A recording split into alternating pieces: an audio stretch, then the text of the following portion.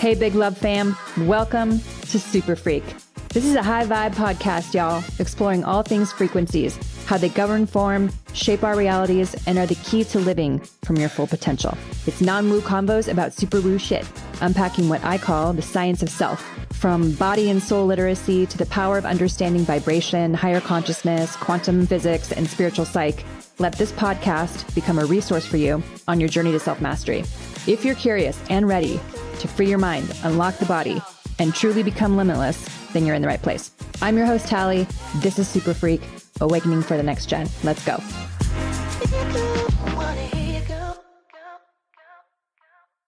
All right, you guys, welcome to this week's episode of Super Freak. It's going to be a lot. This is probably going to be a 3-part series, but I'm diving into the royals, black magic, cults, witchcraft, all of it. We're going to do a deep dive on a little bit of history. I'm going to give you a little bit of some background in terms of what I'm seeing with the royals, why everybody is up in arms with what's going on right now with the monarchy, etc. So I did a little bit of research for this episode because, yes, I have patterns and enough aggregated data at this point from sessions to see emerging themes, which I talk about a lot, in addition to the things that I've overcome in my life. However, there were just certain things factually in terms of historically that I didn't know. So this is going to be fun. I hope you guys enjoy it. Let's dive in. So first, I'm going to start with this quote because I think it's really interesting. You get further with witchcraft than you do with God. This was from the founder, David Brandt Berg, of Children of God cult in 1971. In 1968, preacher David Brandt Berg founded a group initially called Teens for Christ, which first consisted of young runaways and hippies. This church would evolve into the Children of God, which at one point counted 15,000 members around the world. Fun fact, notable members of this cult, Joaquin Phoenix had an unconventional early childhood living in Venezuela, Florida, and eventually Hollywood with his parents and siblings, Summer, Liberty, and Rain, and late fellow actor River. But until Phoenix was around 3 years old in 1977, the families were followers of the Child of God, a cult helmed by a rogue preacher called David Berg that would later become notorious amid allegations of child sexual abuse. And he's not the only celebrity who spent some of his early years in the group. Rose McGowan, for example. I say all of this because do you see a theme with Hollywood? I swear, it's just in our faces that celebrity runs hand in hand with cult and pedophilia. It's just crazy. And the more that I kind of looked into this, I was like, holy shit, this is really wild. So let's dive into this kind of what I'm seeing. It's like a perpetuity loop, like hell on earth. That's essentially what these cult frequencies are. You basically are sacrificing and exchanging your vital force, yourself, your soul, for something that isn't even real in this material reality. And it's so deeply ingrained that there's a lot of child actors now, or actresses and actors now, or people who are entertainment, music, et cetera, that aren't even aware that they're actually running these patterns. They just don't know. Or they come from a political background or a royal bloodline and they don't know. So let's dive into where black magic comes from and where it started. Early witches essentially were people who practiced witchcraft, using spells and calling upon spirits for help or to bring about change. Now, in theory, that's kind of okay, right? If you didn't follow any kind of religion, you were literally a counterculturist, or you were an alchemist that was, again, using spells and rituals to call upon the unseen or help in the unseen to achieve some sort of outcome. Most witches at the time were thought to be pagans doing the devil's work. Essentially, many, however, were simply natural healers or so-called wise women who chose of this profession and were misunderstood. I resonate with this a lot because anyone who has history in the late 1500s, early 1600s, et cetera, you have simultaneous lives and you have a deep connection to England, Scotland, Ireland, or deep Europe. White witches were very much a thing. Highly clear, highly clairvoyant, could sense the senses and kept to themselves and were very quiet, but had ability. And then over time that got distorted. A lot of times I see people who are pure that get distorted over time have a service pattern or a service frequency thousands of years old, predating any biblical reference. So clarifying that is actually quite easy to do in sessions. So if you're running a service frequency or a service pattern, invariably it wraps itself around some type of distorted religion. And so I have to separate you out of it, go back to kind of the origin of where the distorted started, purify it. And then that way it's running in your field from a clearer place. And you're not running it in conjunction with a distorted pattern around religion or service or martyr or self-sacrifice or any of that stuff. You're going to hear me talk a lot about martyrism and self-sacrifice because it's deeply rooted in witchcraft. It's deeply rooted in royal bloodline, and it's deeply rooted with the royals at large. So let's continue. It's unclear exactly when witches came on the historical scene, but one of the earliest records of a witch is in the Bible in the book of Samuel, thought to be written between 1931 BC and 721 BC. It tells a story of when King Saul sought the witch of Endor to summon the dead prophet Samuel's spirit to help him defeat the Philistine army. The witch roused Samuel, who then prophesied the death of Saul and his sons. The next day, according to the Bible, Saul's sons died in battle and Saul committed suicide. So it's very interesting that there's a suicide frequency here in addition to a death frequency. As I continue to tell some of these stories and walk through history, start to look at the patterns of this. Invariably, when there's a suicide pattern, an unaliveness pattern that's inside the line, and there's death of siblings, especially children, that is not normal. That is a deep sacrifice pattern usually associated with cults, black magic, and witches, dark witchcraft. Let us continue. For example, I have seen sessions, people who have had simultaneous lifetimes of being, let's say, an outsider or cast aside or having a scarlet letter because they knew things, they were an alchemist or they were a witch, were burned and had many lives of being killed for having information and having ideas and having things that were non-conventional. When you're not allowed to have ideas, you're not allowed to share your brilliance, or you're not allowed to actually know things, like you don't know why you know things, you don't know why you see things, you just do. That was very unusual. It was very scary because it went against the church. If you went against the church, you were unalived. It was not too long ago prior to this, we're talking pre-1400s, where queens were killed for not bearing children. I mean, it was very, very restricted and limited in thinking. If you actually think about it, witch hysteria kind of reached its climax in the 1600s because there was the wars between the French and the British, the smallpox epidemic, and the ongoing fear of attacks of neighboring Native American tribes. This is primarily in the New America. And the Salem witch trials emerged around this time. And it was quite a tense atmosphere. But I just thought it was really interesting that if you see the patterning around epidemics and then wars and then some type of cultural upheaval, it's very much parallel to what's happening now. Everything is a pattern. It's a sequence that repeats itself until we awaken. It just is the same movie, same patterning, same algorithms presenting in different ways until collectively we go enough and we command for something else to happen, something different to happen. Now let's talk about the royals. Bottom line, the royals are running sacrifice and exchange patterns. Okay, this is Illuminati, this is cult. The common theme is that these people don't know who they are. They haven't been indoctrinated into a royal bloodline of deep levels of sacrifice. They have a desire for self-importance. They have a desire for status. And there is an at any cost to save the reputation, to save the status pattern that runs in every royal bloodline. This is secret society. This is Freemason. This is Knights of Templar. This is Illuminati elite. This is deep Vatican Catholic Church. This is distorted loyalty. This is, under the guise of having duty, obligation. There is legitimate possession, almost a desperation. Like I said, anything to keep the family line intact at any cost. When you have that level of desperation, literally, you will continue to have child after child after child to keep that energy resource going. It's like Lucy the movie where she's like seeking energy. That's exactly how that consciousness works. It needs energy to survive. So yes, royals have been sold, long sold. So when I look at the queen, she wanted no part of being queen, but took the role, played the good girl, ran and played out the duty storyline and hung on as long as she could because she knew Charles coming in would kind of be a mess. because Charles doesn't have a strong sense of self. Real no identity with him. He's definitely playing the weak, woe is me victim pattern. He's quite a weak man, actually, easily persuaded, and runs off a lot of female frequencies. That's why he has to be with someone like Camilla, who runs more masculine energy to reference off of. He literally has to reference off of something. It was either the queen or it was Camilla. Camilla is like legitimately a handler.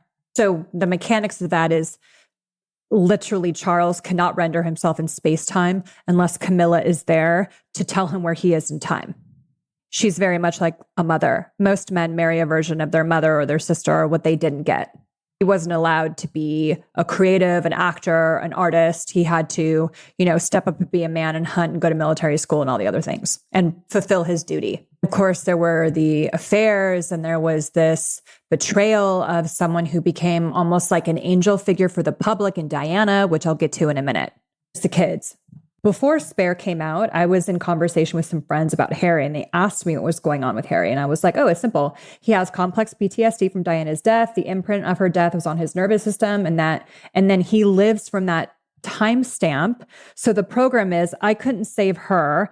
His nervous system created a holographic reality where he was going to call somebody into his life who would run very similar patterning to Diana that he could save. Where Megan comes into the picture. He runs desperately this need to be the hero, but he's constantly living in this victim paradigm from the past. You look at complementary frequencies, these two programs are fulfilling themselves. Both Diana and Megan have patterning around martyr, victim, abuse, and self-sacrifice, except Megan runs a hell of a lot of black magic.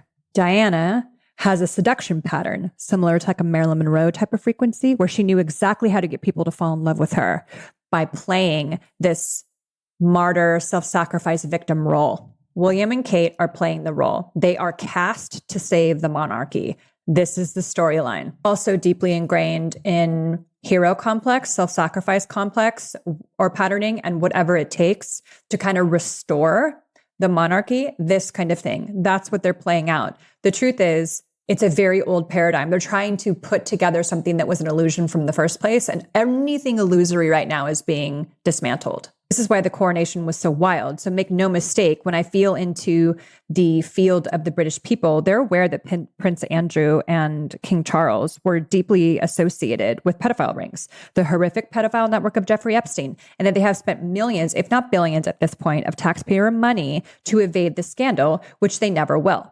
That narrative, unfortunately, has cast a very dark shadow on the line's history. And then King Charles, who has been heavily associated with Jimmy Savile, a known pedophile, the people did not condone £100 million being spent on the king's coronation whilst there's inflation and poverty going on throughout the country. They do not condone any of this. They are not fooled. There are very few people who have to wave the British flag for their own reference points to find out where they are in time to save their own sanity. But that's not the collective narrative. Similarly to the lie that the American people are being told right now through the media. And then if I reference Diana again, just to kind of look at the victim abuse, enslavement, and entrapment pattern. This is the same thing that Meghan felt, this enslavement, this entrapment pattern. They made agreements under the guise of this is going to be so fun. I'm going to come in. I'm going to change things. I'm going to be this princess. And then, oops, reality sets in. You're in prison. The aspects of both of these women who absolutely wanted it, that's the hook. And then there's the remorse. It's too late. And that became when she would throw herself out of time and get into depressive states. Both of them ran this patterning where they wanted to unalive themselves. This pattern runs hand in hand with a lineage that has mental health issues. Mental health issues, specifically on the maternal side, I've seen comes with a loss of child. So if there has been horrific loss of a loved one in a simultaneous life, that will ripple into this life. It will be so devastating that that soul will fraction. They'll have a psychotic break and they won't ever really recover from it. So that psychotic break plays out as a narrative throughout lifetime after lifetime after lifetime, to the point where it will almost dictate the sex of the child that you are able to have. So if you look at Princess Diana, she was only allowed to bear men. So she wasn't really safe with women, which is very interesting. That self-sacrifice pattern or self-sacrifice martyr pattern is similar to the Mother Teresa frequency, where it's like so deeply care about people. And, Diana was very much an empath and had a deep love for humanity because she needed to see the reflection of her own value and worth in other people, but it became a burden. So that which you love ends up working against you almost, and it becomes a burden. It's kind of like the angel of mercy and kindness vibe. So I really do feel, though, that how she crossed over was no accident. I'll just put it like that. What will become of the monarchy is to be determined, but I will say that there is a large death frequency around their field. It's almost like the royal family has its own auric field, and it's so dark in nature. It's so clouded. It's so heavy that, yeah, again, I just keep feeling a death frequency around it. So I don't know what that means. We'll see what happens. But the idea with all of this stuff, you guys, is to become aware of how you are creating your reality based on these patterns. How are you creating your reality? What are your belief systems? If you have a line of suicide, cancer, death, terrible things are befalling the family, these are things to look at. That's not natural. Our natural state is abundance, pure. Things we come here to learn, things we come here to overcome. And there's a lot of strategies that we employ to keep ourselves safe: hypervigilance, perfectionism, career focus, achievement, to mask the things that are happening on the inside. But the inside is producing the algorithms, is producing the frequencies, let's say, that are being reflected back to you. Those frequencies are creating the patterns that are being reflected back to you in terms of your reality. So if you're running an algorithm that is producing the color blue, and blue is giving you a level 2 of abundance, the only thing you're going to attract is blue. When you transcend those patterns and you start doing the work, stepping into contrary action, deleting these things at blueprint level, you start resonating, let's say, at a level 4, which is producing the frequency or the color of yellow.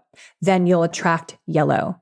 Eventually, the more you rise in your resonance, you automatically just have good shit happen to you because you tolerate a lot less bullshit.